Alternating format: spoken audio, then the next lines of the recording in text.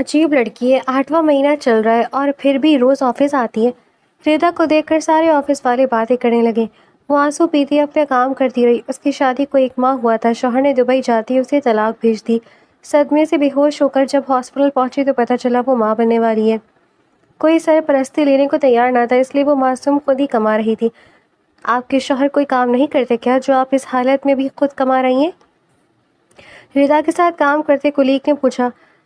اس خود غرض انسان نے مجھے طلاق دے دی ہے۔ ریدا کی بات پر ساحر خان پتھر سا ہوا۔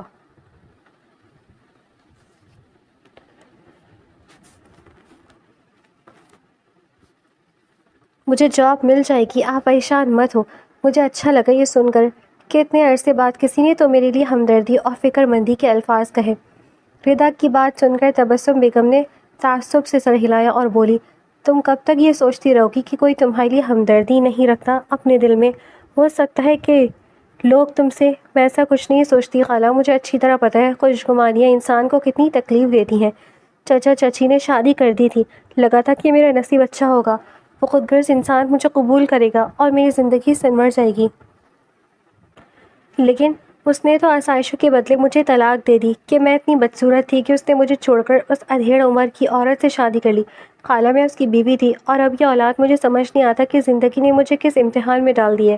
میں اللہ پاک کو اتنی مضبوط لگتی ہوں کہ ایک کے بعد ایک آزمائش میرے لیے تیار رہتی ہے۔ ردا اپنے دل کا حال ایک بار پھر بیان کرتے ہوئے تبسم بیگم کو افسردہ ہونے پر مجبور کر گئی تھی۔ ان کا چہرہ دیکھ کر ردا نے خود کو ایک مرتبہ پھر اپنے آپ کو اپنے قول میں سمیٹا اور بولی، آپ پریشان مت ہو، مجھے جاب مل جائے گی۔ پڑھائی کا کچھ تو فائدہ ہوا ہے، ابھی تو سیلری کم ہے لیکن میری اکیلی جان کے لیے بہت ہے۔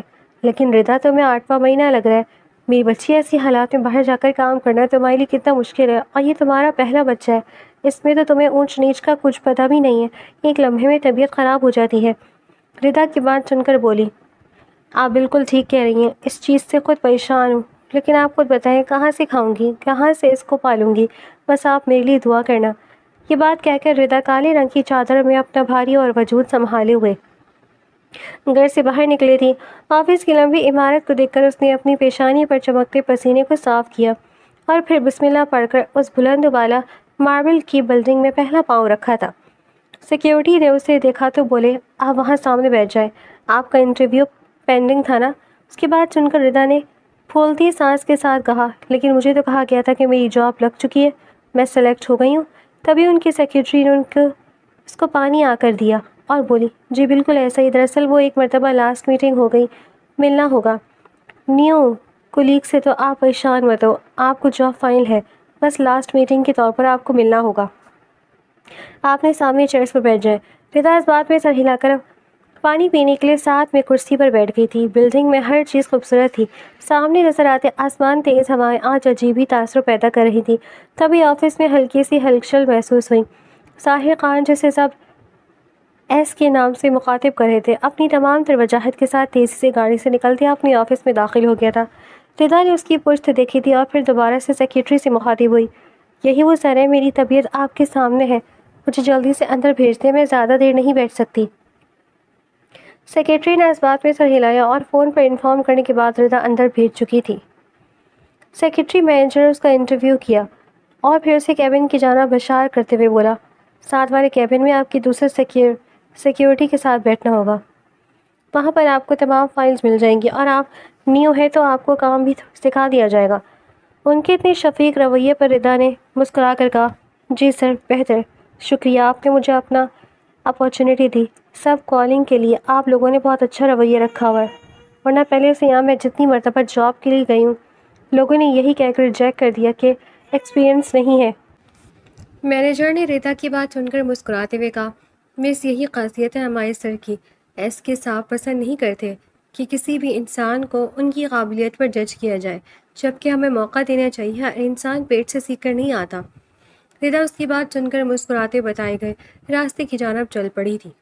آفس میں بیٹھ کر لوگوں سے اس کی اچھی بول چال ہو گئی تھی۔ سیکیورٹی نے اسے بہت سی چیزیں سکھائی تھیں، اپنی ذہانت کی وجہ سے اس نے وہ چیزیں جلدی کور کر لی تھی۔ ردا کو آفس میں آتے ہوئے آج دوسرا ہفتہ لگ چکا تھا، لیکن ایس کے سے اس کی ابھی ملاقات نہیں ہوئی تھی، نہ ہی سامنا ہوا تھا، کیونکہ سیکیورٹری کے طور پر جاب کرتی تھی۔ پروجیکٹ مینیجر، اس کے علاوہ اس کی کسی سے بھی بات چیت نہیں ہوتی تھی۔ آج اچانک سے سیکریٹری نے ردا کی حالت دیکھی تو بولی، تم اس حالت میں جاب کرتی ہو، تمہارا شوہر کیا کرتا ہے؟ تبھی ردا نے لیپ ٹاپ پر کچھ ٹائپ کرتے ہوئے کہا، وہ خود غرض انسان میرا زیور بیچ کر مجھے کنگال کر کے پامال کر کے دبئی جا بسا اور وہاں شادی کر کے اپنا گھر بسا لیا۔ 1 مہینے بعد مجھے طلاق بھیجی تھی۔ تب تک مجھے نہیں پتا تھا کہ میں ماں بننے والی ہوں۔ اس صدمے کو برداشت نہ کر سکی تو میں ہاسپٹل گئی۔ وہاں یہ خبر مجھے ملی کہ ایک آزمائش ختم نہیں ہوئی تھی کہ دوسری شروع ہو گئی تھی۔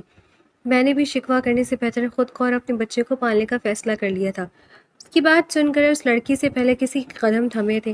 آئینے سے نظر آتے عکس کو دیکھ کر ساحر خان کے دل کی دھڑکن تیز ہوئی تھی۔ ردا کو اپنے سامنے اس حالت میں بیٹھا دیکھ کر وہ کچھ کہہ نہ سکا اور پھر دوبارہ سے اپنے آفس میں جا کر اضطرابی کیفیت میں یہاں سے وہاں چکر لگانے لگا تھا۔ زندگی نے اسے کس دوراہے پر لا کر کھڑا کیا تھا؟ کس ہمت سے وہ ردا کے سامنے جائے گا؟ اسے خوف آ رہا تھا کہ اس کی سچائی کا نہ سامنے آ جائے۔ یہاں سے وہاں چکر کاٹتے ہوئے اس نے اپنے ساتھ کھڑے ہوئے پیون کو سوال کرنے پر مجبور کیا، سر کیا بات ہے، آپ اتنے پریشان ہیں، سب خیریت ہے؟ تبھی ساحر خان نے اپنی عادت کے برعکس چیختے ہوئے اسے کہا، گیٹ آؤٹ، تم ہوتے کون ہو مجھ سے سوال کرنے والے؟ جاؤ یہاں سے، نکلو۔ ساحر خان کی طرح بولنے پر پیون حیرت سے اس کو دیکھنے لگا۔ وہ تو ایسا نہیں تھا، سب سے محبت نرمی سے بات کرنے والا، اب ایسے کیسے؟ ساحر نے جب بھی ان کی شکل دیکھی تو اپنے ماتھے کو دونوں ہاتھوں سے مسلتے ہوئے بولا، میرا مطلب ہے مجھے کچھ دیر کے لیے اکیلا چھوڑ دو، مجھے گھبراہٹ ہو رہی ہے، لوگوں میں سے ابھی تھوڑی دیر آپ کو بلاتا ہوں۔ ونڈو کھول کر بیلکنی میں نکلنے کے بعد ساحر خان نے گہرے سانس لیے تھے، ٹائی کی نوٹ ڈھیلی کی اور اپنی شرٹ کے بٹن کھولے تھے۔ زندگی نے اسے کس امتحان میں لا کر کھڑا کیا تھا، اس اندھیری رات کو وہ کبھی نہیں بھول سکتا تھا۔ وہ سب کیا ہوا تھا، لیکن ساحر خان تو اس وجود سے اتنا بیگانہ نہیں تھا۔ ضرور درمیان میں کسی نے اپنی دال گلائی تھی، لیکن اس انسان کا پتہ ساحر خان لگانے والا تھا جس نے اس کے کفارے کو مقابل کے لیے سزا بنا دیا تھا۔ ساحر خان نے فون پر کسی کو آرڈر دیتے ہوئے کہا، مجھے جلد از جلد رپورٹ چاہیے، پچھلے 8 مہینے میں جو کچھ ہو چکا ہے اس کا ایک ایک کارنامہ میں خود سننا اور دیکھنا چاہتا ہوں۔ لیکن تم ایک بات یاد رکھنا، اگر میرے دیے حکم کے مطابق سارے 8 مہینے کی کارروائی نہ ہوئی تو تم اپنا حال دیکھنا۔ ایسکو کو تو جانتے ہی ہو نا، سانپ سے بھی زیادہ خطرناک ہے ساحر خان، یہ بات تم یاد رکھنا۔ اس کی نیلی آنکھوں میں ایک عجیب سا جنون تھا، یہی چیز اسے سب سے زیادہ تکلیف دے رہی تھی کہ مقابل کی حالت کا وہ ذمہ دار خود تھا۔ کیسے اس کا سامنا کرتا، اس بھرے آفس میں لوگوں کے سامنے اس کا کوئی بھی امپریشن مقابل پر ایک بات کی خبر دے سکتا تھا۔ وہ نہیں جانتا تھا کہ ردا تو اس بات سے واقف بھی نہیں ہے کہ ساحر خان کی حقیقت کیا ہے، اس کا وجود کیا ہے، لیکن ساحر خان کو سمجھ آ گیا تھا اسے کیا کرنا ہے۔ تبھی اس نے آفس میں داخل ہو کر اپنی حالت کو بہتر بنایا اور پھر سیکیورٹی کو انٹر کال پر بات کرتے ہوئے کہا کہ مس ردا کو آفس میں بھیجے۔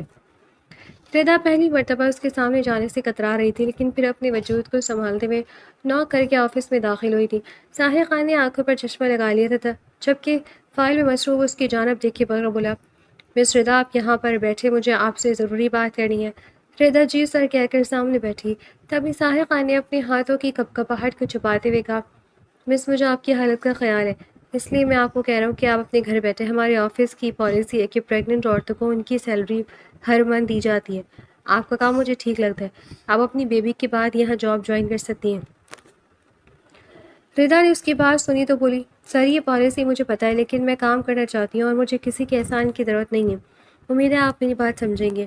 ساحر خان نے یکدم اس کی جانب دیکھا، اس کے چہرے پر پھیلی زردی کو دیکھ کر ایک مرتبہ پھر اسے گلٹ محسوس ہوا تھا۔ چند لمحے بعد وہ پھر بولا، لیکن ہمارے یہاں کی پالیسی یہی ہے، اگر آپ نے یہ بات نہ مانی تو آپ کو جاب سے ہاتھ دھونا پڑ سکتا ہے۔ نیو جاب ہے، مجھے نہیں لگتا کہ آپ اس چیز پر کوئی کمپرومائز کرنا چاہیں۔ And rule is rule. Rida حیرت سے اس کو دیکھتی رہی اور دل میں سوچا کتنا عجیب آدمی ہے۔ ساحر اس کے فیس ایکسپریشنز کو پڑھتے ہوئے بولا، میں عجیب نہیں ہوں، دراصل یہی آفس کی ریپوٹیشن کو مزید لوگوں کی نظروں میں ایڈمائر کرتا ہے۔ امید ہے آپ ہماری بات کو سمجھیں گی۔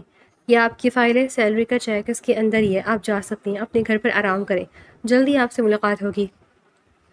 یہ بات سن کر ردا نے مزید اس سے کوئی سوال جواب نہیں کیا، فائل اٹھا کر آفس سے باہر چلی آئی تھی، جبکہ اس کے جانے کے بعد ساحر خان نے اپنے گلاسز اتارے اور گہرا سانس لیتے ہوئے اپنے کانپتے دل کو قابو کیا تھا۔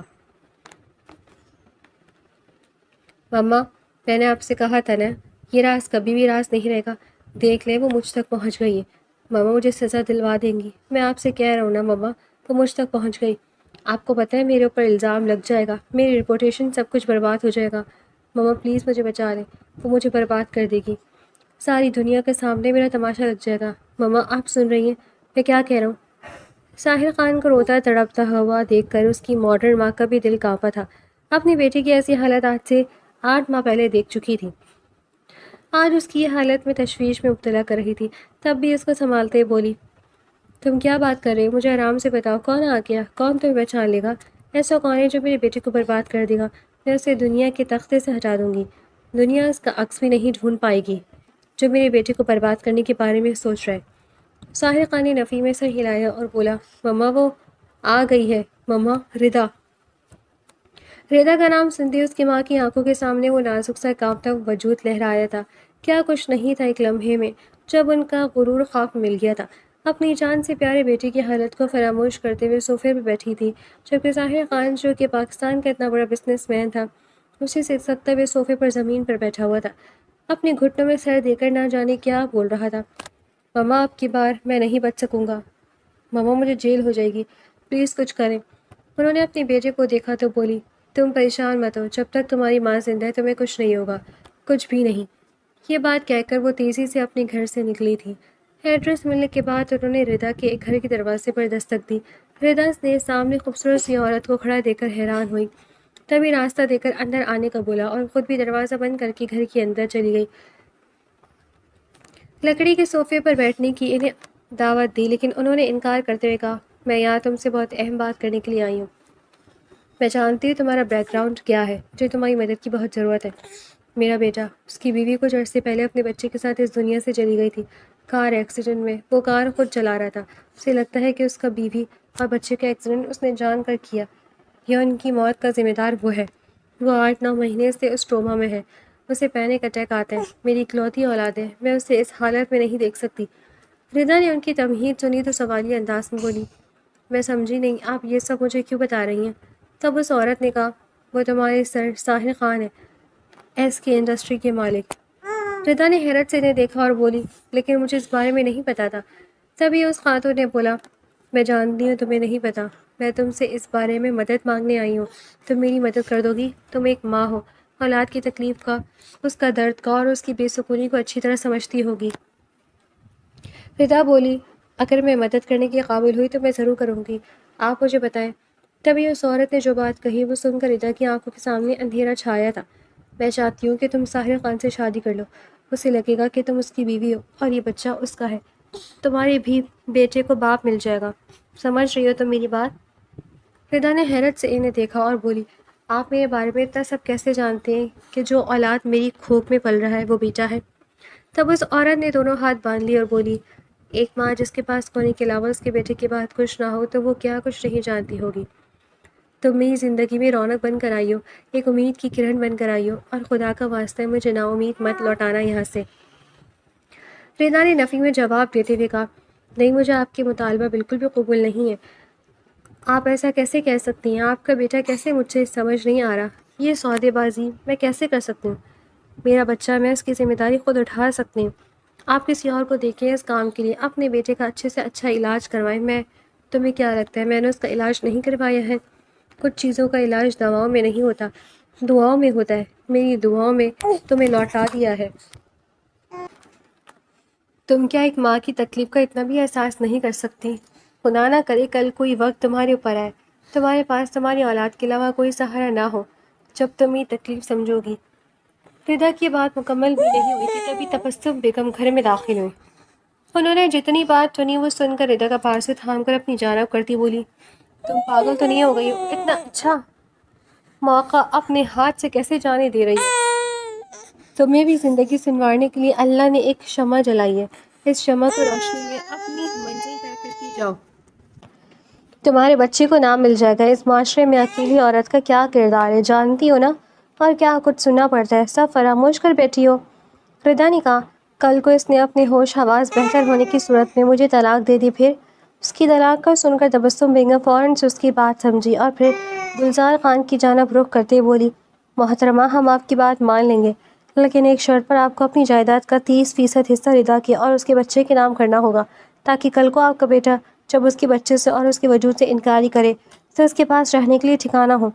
تبھی گلزار خان نے اس بات میں سر ہلایا اور بولی، میں اس کے نام 50% کرنے کے لیے تیار ہوں، بس میرے بچے کو بچا لو۔ ان کی آنکھوں میں چمکتے ہیں آنسو اور تبسم بیگم کے اصرار پر ردا نے اس کانٹریکٹ میرج نامی نکاح نامے پر سائن کر دیا تھا۔ وہ نہیں جانتی تھی کہ وہ اپنی زندگی کی سب سے بڑی غلطی کر رہی ہے۔ ساحر خان خاموشی سے بیٹھا ہوا تھا۔ اس کے ہاتھ اضطرابی کیفیت میں کانپ رہے تھے، جو کہ ردا کی آنکھوں سے چھپے نہیں تھے۔ سرخ رنگ کے سادے سے سوٹ میں ہم رنگ دوپٹہ لیے ردا سوگوار سا حسن لیے گلزار خان کی آنکھوں میں چمک کا باعث بنی تھی۔ وہ لوگ بڑے سے گھر میں داخل ہوئے تھے۔ اتنا بڑا گھر دیکھ کر ردا کو دھچکا لگا تھا، لیکن اپنی ساس کی بات سن کر وہ فوراً سے زمین پر آئی تھی۔ اوپر کمرہ ہے ساحر کا، تم وہاں چلی جاؤ، سیڑھیوں سے جانے کی ضرورت نہیں ہے، لفٹ کا استعمال کرو، ساحر تھوڑی دیر بعد آئے گا۔ ساحر خاموشی سے صوفے پر بیٹھا ہوا تھا۔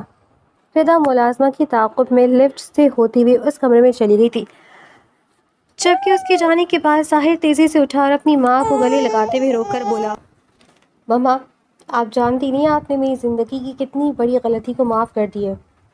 میں آپ کا بہت شکر گزار ہوں، بہت زیادہ۔ آپ نے ہمیشہ میرا ساتھ دیا، آپ دنیا کی بیسٹ مما ہیں۔ گلزار خان نے اپنے بیٹے کو خود سے دور کیا اور بولی، میں بھی تمہیں اپنی دنیا مانتی ہوں بیٹا، تم میرے لیے سب کچھ ہو۔ بس میں چاہتی ہوں کہ جو کچھ ہو گیا وہ سب بھول کر اپنی زندگی کی نئی شروعات کرو۔ اگر دل بڑا کر کے ردا کو اور اس کے بچے کو اپنانے کا فیصلہ کیا ہی ہے تو پورے دل سے اپنانا، دوہری زندگی اور مکھوٹے کے ساتھ ہی زندگی گزارنا بہت مشکل ہو جائے گا۔ تمہارے لیے وقت رہتے سمجھ جانا میری بات کو۔ انہوں نے سوالیہ انداز میں ساحر خان کی جانب دیکھ کر سوال کیا۔ تبھی اس نے اپنی نیلی آنکھوں کو زور سے چھپکا کر بچوں کی طرح سر ہلاتے ہوئے کہا، آپ بے فکر رہیں، میں اپنے تمام گناہوں کی معافی مانگ لوں گا۔ میں اس دنیا میں اپنے تمام گناہوں کو معاف کرواؤں گا مما۔ یہ بات کہہ کر وہ تیزی سے اپنے کمرے کی جانب گیا تھا۔ ردا کو ونڈو کی جانب کھڑا دیکھ کر اس کے عقب میں جا کر کھڑے ہو کر بولا، میں جانتا ہوں یہ سب آپ کے لیے بہت نیا اور حیران کن ہے، لیکن شاید زندگی نے یہی سب کچھ ہمارے لیے سوچ رکھا تھا۔ ردا نے پلٹ کر اس کو دیکھا اور پھر شرم سے سرخ چہرہ لیے بولی، وہ سب تو ٹھیک ہے، لیکن میں چاہتی ہوں کہ آفس میں ہمارے نکاح کا نہیں پتہ چلے۔ آپ سمجھ رہے نا لوگ مجھے کیا سمجھیں گے؟ ساحر خان نے اس کے دونوں کندھوں پر ہاتھ رکھا۔ ایک دم ردا کے وجود کو جھرجھری سی محسوس ہوئی۔ ساحر خان نے اس کا کپکپاتا وجود دیکھا تو آگے بڑھ کر اس کی کمر کے گرد اپنا ہاتھ لپیٹا اور دوسرا ہاتھ اس کے گال پر پھیر کر بولا، میں سمجھ رہا ہوں تم کیا کہہ رہی ہو، میں اس وقت تم سے صرف ایک وعدہ چاہتا ہوں۔ یہ بات کہتے ہوئے اس نے آنکھیں بند کر کے اپنی پیشانی ردا کی پیشانی سے ٹکا دی۔ ردا کو یہ سب کچھ عجیب لگ رہا تھا، لیکن وہ اس سے فاصلہ نہ بنا سکی، تبھی بولی، جی کیا وعدہ؟ تبھی ساحر خان نے اپنے دونوں ہاتھ اس کے چہرے پر رکھے اور جھکے سر کے ساتھ بولا، زندگی میں کچھ بھی ہو جائے، کیسے بھی حالات ہو، تو میری بات پر اعتبار کرو گی، ہمیشہ میری بات سنو گی اور اسے سمجھنے کی کوشش کرو گی۔ میں تم سے وعدہ کرتا ہوں کہ آنے والی زندگی کو خوشیوں سے بھر دوں گا اور ہماری اولاد کو اس دنیا کی ہر آسائش میسر کروں گا۔ تم میرا ساتھ دو گی نا؟ ہماری اولاد پر ردا کی آنکھیں جھم جمائی تھی۔ اس کے بچے سے کوئی بغیر دیکھے اس کے علاوہ بھی اتنی محبت کر سکتا تھا؟ وہ سرشاری سے سسکتے ہوئے مقابل کے چوڑے سینے کا حصہ بنی تھی، جبکہ ساحر خان نے اس کی پیشانی چوم کر اسے اور بھی مضبوطی سے اپنے وجود کے ساتھ لگایا تھا، دور کہیں اس کے ماضی میں اسے جھنجھوڑ دیا تھا۔ ساحر خان آئینے میں اپنا عکس نظر آیا تو سامنے کوئی خود پر ہنستا ہوا دکھا تھا۔ وہ آواز کھوتا ہوا ردا کے لبوں پر اپنی تشنگی مٹانے لگا۔ ردا، جو کہ اس کے نرم گرم لمس کو پہلی بار محسوس کری تھی، فوراً سے گھبرانے کے لیے اس سے پیچھے ہونا چاہا، لیکن ساحر خان نے آگے بڑھ کر اسے اپنے بازوں میں اٹھایا اور بیڈ پہ لٹا کر ایک مرتبہ پھر اس کی سانسوں پر قابض ہوا تھا، جبکہ اس نے ردا کے پیٹ پر اپنے وجود کا ذرا سا حصہ بھی نہیں ڈالا تھا۔ ردا نے اس کا احتیاط بہت غور سے دیکھا تھا، لیکن کچھ کہہ نہ سکی۔ ساحر خان نے اسے بے حس و حرکت لیتے دیکھا تو اس کی گردن میں گہرے سانس لیتے بولا، میں بہت تھک چکا ہوں ردا، مجھے سکون چاہیے اور اس وقت مجھے صرف تمہارے وجود سے سکون مل سکتا ہے۔ تم میرے سکون کا سامان بنو گی نا؟ ساحر خان نے ردا کی گردن سے سر نکال کر ردا سے یہ سوال کیا۔ تبھی ردا نے اپنی بھاری ہوتی پلکوں کی جنبش دے کر اپنی شادی کو مکمل کرنے کا فیصلہ کیا تھا۔ مقابل نے بہت نرمی سے اس کے وجود میں سرایت کی تھی۔ ردا کو یہ سب کچھ اتنا بھی غیر متوقع نہیں لگ رہا تھا۔ وہ خود حیران تھی کیسے وہ ساحر خان کے منہ توڑ جذباتوں کو خود پر برداشت کر رہی تھی۔ اس کی محبت میں تشنگی تھی، شدت نہیں تھی۔ یہ بات وہ محسوس کر رہی تھی۔ اپنے وجود میں اٹھتی تکلیف کو نظر انداز کرتے ہوئے اس نے ساحر خان کی گھنے بالوں میں ہاتھ پھیرا تھا۔ ساحر خان اس کے سینے پر سرک کے گہری نیند سو رہا تھا۔ نرم ہاتھ کے لمس پر ساحر خان نے آنکھیں کھول کر ردا کو دیکھا تھا، جو کہ شرم سے ایک مرتبہ پھر آنکھیں جھکا گئی تھی۔ اس کی جھکی پلکوں پر اپنے لب رکھنے کے بعد ساحر خان نے اس سے فاصلہ بنایا اور ہاتھ بڑھا کر اسے اپنے وجود کے ساتھ لگا کر ایک مرتبہ پھر نیند کی آغوش میں چلا گیا تھا۔ ردا نے بہت اچھی طرح محسوس کیا تھا کہ مقابل باقی بہت تھک چکا تھا، لیکن اس مسافات سے واقف نہیں تھی۔ واقف ہو جاتی تو اپنے سے لپٹے اس انسان کو وہ سانپ قرار دیتی، سانپ بھی وہ جو اس کی زندگی نگلنے کے لیے تیار بیٹھا ہے۔ ردا خاموشی سے آنکھیں موند گئی تھی، اپنے پیٹ پر ساحر خان کے ہاتھوں کا لمس محسوس کر کے دوبارہ اس کی آنکھ کھولی تو ساحر خان نقصد تیار کھڑا تھا۔ ایک مرتبہ پھر اس کی پیشانی کو چوم کر بولا، ملازموں کو کہہ دیا ہے وہ تمہارے لیے کھانا لے آئیں گے، نیچے جانے کی ضرورت نہیں ہے اور آفس میں مت آنا، سنا ہے ڈلیوری کے بعد آرام سے ہم اس بارے بات کریں گے۔ ساحر خان نے اس کے ہاتھ کی پشت پر اپنے لب رکھ کر کمرے سے باہر نکل گیا تھا، جبکہ ردا نے اپنے وجود کو اس کی شرٹ میں دیکھا تو رات کا ایک ایک لمحہ اس کی آنکھوں کے سامنے گھومنے لگا تھا۔ مقابل کی خوشبو اس کی سانسوں سے آ رہی تھی۔ اچھے سے فریش ہونے کے بعد جب وہ باہر آئی تو اپنی سانس کو ہاتھ میں کھانے کی ٹرے لیے دیکھا، بے وجہ شرمندہ ہوتی بولی، آنٹی آپ مجھے اس طرح کا پروٹوکول مت دیں، میں نیچے آ رہی تھی، یہاں بیٹھے بیٹھے بور ہو گئی ہوں۔ ردا کے گیلے بالوں سے نظریں چراتے ہوئے گلزار خان نے کہا، میں ابھی اکیلے بور ہوئی تھی نیچے بیٹھے بیٹھے، سوچا تمہارے ساتھ بیٹھ کر ناشتہ ہی کر لوں۔ ردا کے شفیق لہجے پر خاموش ہو گئی۔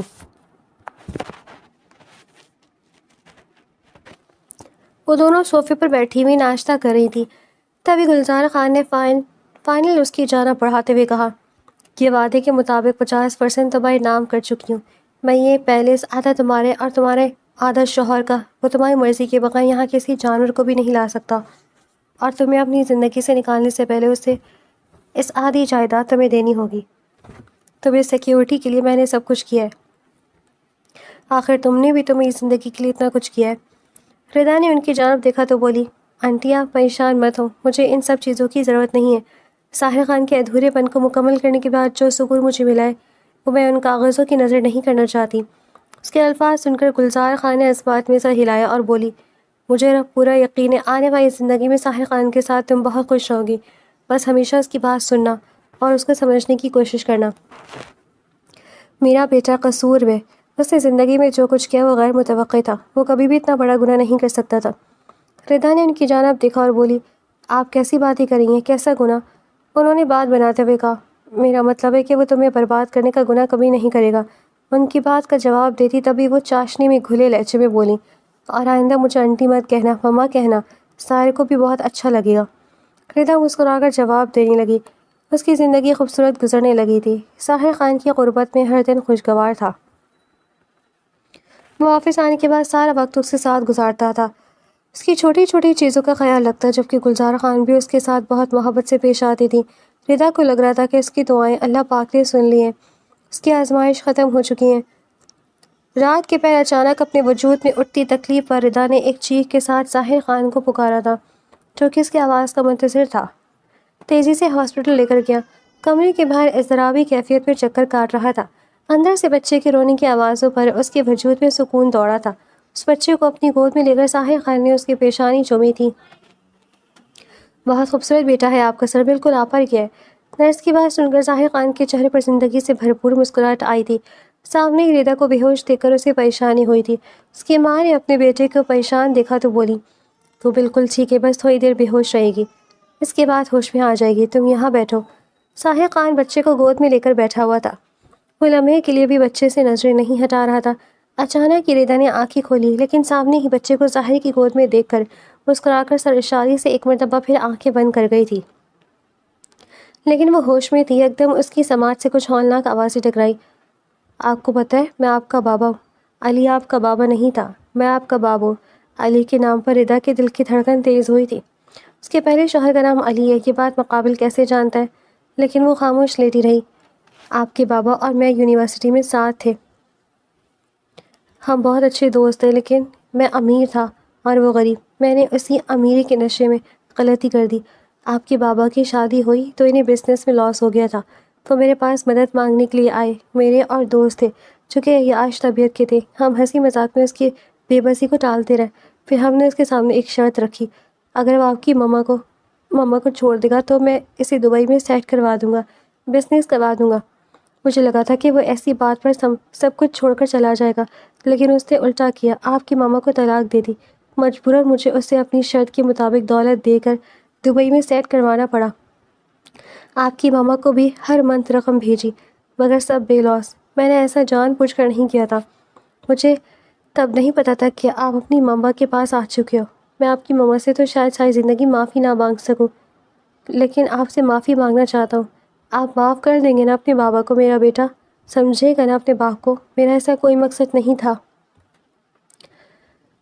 اچانک ردا نے چھپٹنے کے انداز میں اپنے بیٹے کو اس کی گود سے لیا۔ ہوش میں اپنے سامنے کھڑا دیکھ کر ظاہر خان کے دل کو کچھ ہوا تھا۔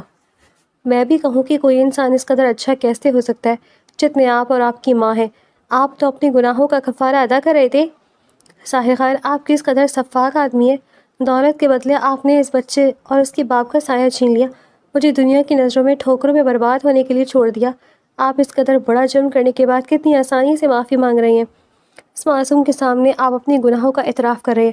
آپ کو اللہ سے ڈرنا چاہیے۔ اپنے پیٹ کو پکڑ کر سسکتے ہوئے ردا نے اس سے یہ سوال کیا تھا، جبکہ ردا کی حالت دیکھ کر اس نے آگے بڑھ کر ردا کو پکڑنا چاہا۔ ردا نے ظاہر خان کو خود سے دور جھٹکا اور بولی، خبردار مجھے ہاتھ لگائے تو تم جیسے ناپاک انسان کے وجود سے مجھے گھن آ رہی ہے۔ کیا کیا تم نے میرے ساتھ؟ کون سی گناہ کی سزا دی ہے مجھے؟ دولت کے بدلے وہ انسان مجھے چھوڑ کر چلا گیا۔ تم نے دولت کے نشے میں یہ سب کچھ کیا۔ میں تھوکنا بھی پسند نہیں کرتی تم جیسے مرد پر۔ تم مجھے کیا چھوڑو گے؟ یہ خوف میرے دل میں کنڈلی مار کر بیٹھا تھا۔ میں تمہیں چھوڑ کر جا رہی ہوں۔ ردا کی بات سن کر ظاہر خان نے اسے جھنجھوڑ کر اپنی روبرو کیا اور بولا، خبردار تم نے ایسی بکواس بھی کی، میں مر جاؤں گا تمہارے بغیر۔ ردا، میں تمہیں بات بتانا چاہتا تھا، تمہاری کنڈیشن کی وجہ سے نہیں بتا پایا۔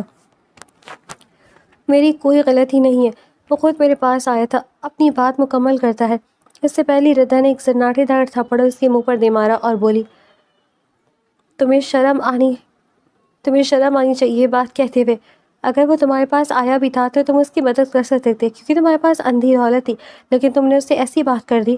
اگر اس میں اتنی عقل ہوتی تو وہ لیکن تمہارا قصور نہیں ہے، قصور میرے نصیب کا ہے۔ خوشیاں مجھ سے ایسی روٹ جاتی ہیں۔ ردا نے یہ بات کہہ کر پلٹ کر نہیں دیکھا اور ہاسپٹل سے نکلنے لگی۔ گلزار خان آفس سے سیدھا واپس ہاسپٹل آئیں تو اپنے بیٹے کو بکھری حالت دیکھ کر انہیں ساری بات سمجھ آ گئی تھی۔ ظاہر خان 1.5 مہینے میں جتنا سنبھلا تھا اس سے زیادہ بگڑ چکا تھا۔ وہ چیخنے چلانے لگا تھا۔ اسے ہر حال میں ردا چاہیے تھی، جو کہ نہ جانے ہاسپٹل سے نکلتے ہی کہاں غائب ہو چکی تھی۔ ظاہر خان نے زمین آسمان ایک کر دیا تھا۔ 2 مہینے گزرنے کو آئے تھے لیکن ردا اس سے نہیں ملی تھی۔ اس کی سب سے بڑی غلطی یہی تھی کہ اس نے اپنے گناہ کو مانا، یہی اس کی زندگی کا کبیرہ صغیرہ ہونا بن چکا تھا۔ ماں کو بتائے، آج میں ردا کو لینے جا رہا ہوں، مجھے پتہ چل گیا وہ کہاں ہے۔ بس آپ ایک کام کیجیے گا، جب میں یہاں ہوں تو مجھے ایک نئی زندگی چاہیے، کیونکہ ردا کے ہوش میں اپنے انداز میں ٹھکانے لگانا چاہتا ہوں۔ پیار سے وہ میری بات نہیں سمجھے گی، مجھے یہ بات سمجھ آ گئی۔ گلزار خان نے اپنے بیٹے کی جانب دیکھا اور بولی، تم نے ایسا کچھ بھی نہیں کرو گے، بات زیادہ بگڑ سکتی ہے۔ لیکن ظاہر خان نے باہر کی جانب قدم بڑھاتے ہوئے کہا، بات جتنی بگڑنی تھی بگڑ چکی ہے، اب بات سنبھلے گی اور اس بات کو میں سنبھالوں گا۔ آپ بس بے فکر رہیں، اپنے پوتے اور بہو کی آمد کا انتظار کریں۔ آپ یہاں پر کیا کر رہے ہیں؟ اور آپ نے میرے بیٹے کو کیوں اٹھایا؟ چھوڑیں اسے، لٹائیں۔ اپنے سامنے گاؤں کے گھر میں کھڑے ظاہر خان کو دیکھ کر ردا کی آنکھیں حیرت سے پڑی تھیں، جبکہ اپنے بیٹے کو اس کی گود میں بکھرے دیکھ کر صحیح معنوں میں اس کے پاؤں سے زمین نکلی تھی۔ میں نے اپنے بیٹے کو گود میں اٹھایا ہوا ہے، ہمت ہے تو اسے مجھ سے لے کر دکھاؤ۔ ردا نے اس کی بدلی ہوئی ٹون دیکھی تو اسے نئے سرے سے خوف آنے لگا تھا۔ ظاہر میں آپ سے کہہ رہی ہوں، سالار کو نیچے لٹا دیں، اس نے مجھے واپس کر دیں، یہ میرا بیٹا ہے، آپ کا بیٹا نہیں ہے۔ ظاہر خان تو اس نام پر پھتر ہوا تھا، مقابل کے لیے وہ کتنی اہمیت رکھتا ہے، یہ نام ظاہر نے بتایا تھا اپنے بیٹے کا۔ ظاہر خان نے اس کی آنکھوں میں آنکھیں ڈال کر کہا، اپنی پروڈکٹ کو میں پہچانوں گا نہیں؟ تم اچھی طرح جانتی ہو کہ 1 مہینے سے تم میری قربت میں رہی ہو، 100% نہ صحیح 10% تو اس کے وجود میں میرے بھی جراثیم ہوں گے نا۔ ظاہر خان کی اتنی بے باک بات سن کر یکدم ردا کے چہرے کا رنگ بدلا۔ وہ کیسے بھول گئی مقابل کی جان لیوا قربت، لیکن خاموش رہتے ہوئے آگے بڑھ کر اس کی گود سے سالار کو لینا چاہا۔ ظاہر نے تیزی سے سالار کو ایک ہاتھ میں لیا اور دوسرے ہاتھ سے اس کا ہاتھ کھینچ کر اسے اپنے سینے کے قریب کرتے ہوئے کمر کے گرد اپنی گرفت رکھ کر اس کی سانسوں پر قبضہ جمایا تھا۔ ردا کے لیے سب کچھ غیر متوقع تھا، لیکن وہ خاموش رہی۔ مقابل ہے اس کی سانسوں کی بند ہوتے دیکھا تو اس کے لبوں سے اپنے لب جدا کیے۔ ردا اس کے کندھے پر گر کر گہرے سانس لینے لگی تھی۔ ساحر خان نے اس کی کمر بہت گہری جسارت کی تھی۔ ردا نے سرخ آنکھوں سے اس کی جانب دیکھا اور اس کی آنکھوں کا بدلتا رنگ دیکھ کر ساحر خان نے ردا کی کان میں جھک کر کہا، میری قربت تمہارے اوپر اتنا اثر کرتی ہے، 2 مہینے تو میرے بغیر کیسے رہ لی؟ ردا نے اس کی بات کا مطلب سمجھا تو اس سے فاصلہ بناتے ہوئے پھنکار کر بولی، کیونکہ میں بھرم میں تھی نا کہ آپ اچھے انسان ہیں، لیکن آپ اچھے انسان نہیں، آپ قاتل ہیں، میرے ارمانوں کے، میرے اعتبار کے قاتل ہیں آپ۔ ساحر خان نے اس کی کمر سے اپنا ہاتھ ہٹایا اور بولا، ٹھیک ہے، جب میں قاتل ہوں نا، میں قاتل بن کے دکھاؤں گا، اب تمہاری ممتا کا بھی قتل بنوں گا۔ میں اپنے بیٹے کو لے کر جا رہا ہوں، اگر ہمت ہے نا تو روک کر دکھاؤ، کورٹ میں ہر جگہ یہی لکھوایا ہے کہ سالار کا باپ میں ہوں، تم اسے مجھ سے جدا نہیں کر سکو گی۔ کیسے لڑو گی میرے خلاف کیس؟ لڑ لو خاموشی سے، گاڑی باہر کھڑی ہے۔ ردا، ساحر خان، اس میں جا کر بیٹھو، اگر تم میرے ساتھ نہیں گئی تو میں سالار کو یہاں سے لے کر چلا جاؤں گا اور اس کی شکل کو تم ترس جاؤ گی دیکھنے کے لیے، کیونکہ تم اس گاؤں میں آئی ہو۔ میں اپنی دولت کے بل پر دوسرے ملک جا کے بس جاؤں گا۔ ردا نے اس کی بات سنی تو بے بسی سے روتے ہوئے بولی، اس دولت کی وجہ سے آپ مجھے اور کتنا برباد کریں گے؟ ساحر نے اس کے لہجے میں بے بسی دیکھی تو اس کا ہاتھ کھینچ کر باہر لے جا کر گاڑی میں دھکا دے کر بٹھاتے ہوئے بولا، اتنا کہ تمہیں میرے علاوہ اس دنیا میں کوئی اور نظر ہی نہ آئے، تم لوٹ کر مجھ تک ہی آؤ۔ گاڑی سٹارٹ ہوئی تھی، سالار نے رونے لگا تھا۔ ساحر خان نے اسے اپنے کندھے سے لگایا، اس کی پیشانی چومی تھی۔ سالار آنکھیں کھول کر حیرت سے اپنے سامنے موجود اس خوبصورت آدمی کو دیکھ رہا تھا، جبکہ ردا نے اس کی خاموش ہونے کو بہت حیرت سے دیکھا۔ وہ ساری ساری رات روتا تھا، اب کیسے ساحر خان کی ایک مرتبہ چومنے پر خاموش ہو چکا تھا۔ 1.5-2 گھنٹے کی مسافات میں بھی وہ ساحر خان کی گود میں ہی رہا تھا، جبکہ ساحر خان نے لیپ ٹاپ آن کیا، ایک ہاتھ سے وہ لیپ ٹاپ چلا رہا تھا۔ ردا نے اس سے سالار کو لینا چاہا، لیکن ساحر خان نے اسے آنکھوں ہی آنکھوں میں نفی کا اشارہ کرتے ہوئے اس حرکت سے باز رکھا اور سالار کو اپنے سینے پر لٹا کر تھپکنے لگا تھا۔ سالار سو چکا تھا۔ ردا نے ونڈو سے باہر دیکھا تھا، یہ شفاق انسان اس کی زندگی میں ایک طوفان بن کر نازل ہوا، نہ جانے اس کے ساتھ اب کیا سلوک کرے گا۔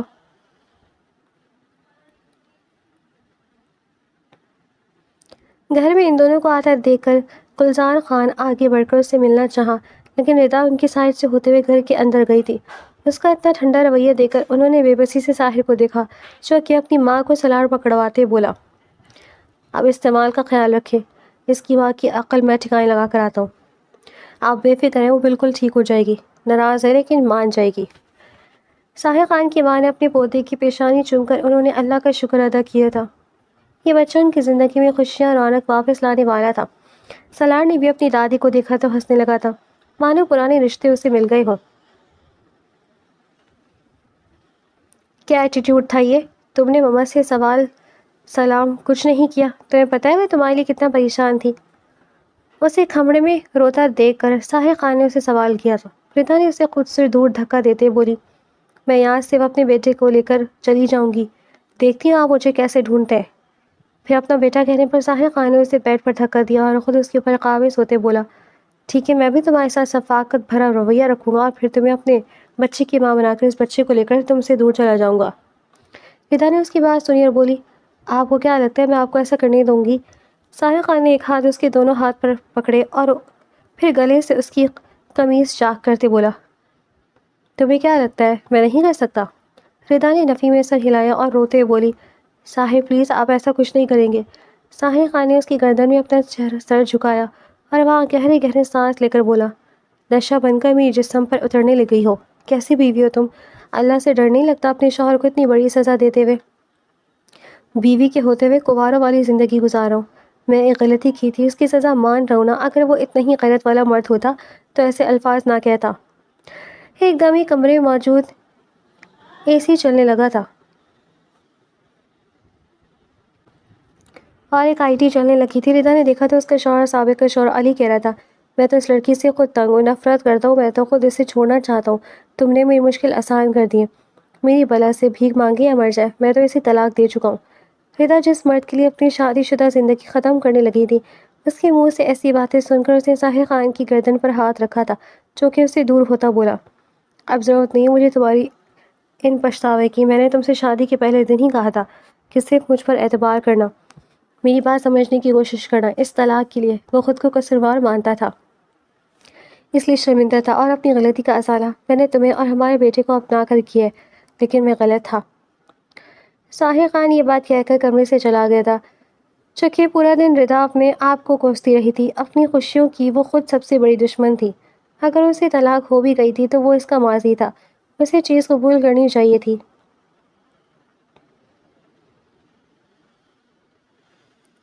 رات گئے، ساحر سالار کو لیے کمرے میں داخل ہوا۔ ردا کو سالار کو دینے کے بعد خود صوفے پر سونے لگا تھا۔ ردا نے سالار کو سلایا اور اس کی پیشانی چوم کر خود اٹھ کر آنکھوں پر ہاتھ رکھے سالار کی جانب گئی تھی۔ ساحر کی آنکھ لگی ہوئی تھی، تبھی اپنے کندھے پر کسی کے نرم ہاتھ کا لمس محسوس ہوا تھا۔ اٹھا کر دیکھا تو ردا روتے ہوئے اس کے سینے سے لگ کر بولی، آئی ایم سو سوری، مجھ سے غلطی ہو گئی، پلیز پلیز مجھے معاف کر دیں، مجھے نہ آپ کو تھپڑ نہیں مارنا چاہیے تھا، اس کے لیے بھی آئی ایم سو سوری، میری پہلی اور آخری غلطی سمجھ کر مجھے اس چیز کے لیے معاف کر دیں۔ میں اب آپ کو کبھی نہیں کھونا چاہتی تھی۔ محبت کا معنی مجھے آپ کے پاس آ کر پتہ چلا تھا، آپ کی قربت میں مجھے زندگی ملنے لگی تھی۔ میں ڈر گئی تھی کہ آپ مجھ سے بے وفائی نہ کرنے، اس لیے چلی گئی تھی، میں آپ کے بغیر نہیں رہ سکتی۔ ساحر نے یکدم ہی اسے کھینچ کر اپنے اوپر گرایا اور خود اس کے اوپر قابض ہو کر اس کی سانسوں پر اپنا قبضہ جما کر چند لمحوں بعد بولا، تو پھر تمہیں برداشت ہے میری اس ظالم قربت سزا کے طور پر؟ ردا نے مسکرا کر اس بات میں سر ہلایا اور مقابل کی جاہرانہ قربت کو برداشت کرنے لگی۔ اس تکلیف میں یوں اسے اپنا سکون دکھ رہا تھا۔ ساحر خان کی آنکھ کھلی تو سالار کلکاریاں مارا تھا، جبکہ اپنے وجود پر لیٹی ہوئی ردا کو دیکھ کر اس نے ردا کی پیشانی چومی اور نرمی سے ردا کو خود سے دور کر کے سالار کی جانب بڑھا تھا۔